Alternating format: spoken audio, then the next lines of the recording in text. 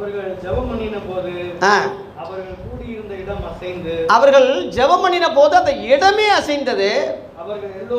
எல்லாரும் பரிசுத்த ஆவியினாலே அவங்க நிரப்பப்பட்டவங்களா இருந்தாங்க. தேவ வசனத்தை தைரியமா அவங்க பிரசங்கம் பண்ணாங்க. அப்புறம் விசுவாசிகளாகிய திரளான கூட்டமா இருந்தாலும் பாயிண்ட் தான், ஒரே இருதயமும் ஒரே மனதுள்ளவங்களா இருந்தாங்க. இதை நாங்கள் நோட் பண்ணிக்கோங்க. 1ஆம் நூற்றாண்டில் உள்ள கிறிஸ்தவங்க அதான். காரணம் என்ன? அத்தனை ஜனங்கள் இருந்தாலும் கருத்து வேற்றுமை ஏன் இல்லை?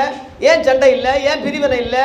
ஏன் அந்த ஒற்றுமை இருந்துச்சுன்னா காரணம் என்னென்னா, அதில் அப்போஸ்தலர் மேலே 2ஆம் அதிகாரத்துக்கு போங்க, 42 படிங்க. அதுலேயே மேலே 2:42 அப்போஸ்தலர் 2:42 படிங்க. அவர்கள் எதில் இருந்தாங்க? அப்போஸ்தல உபதேசத்தில் இருந்தாங்க.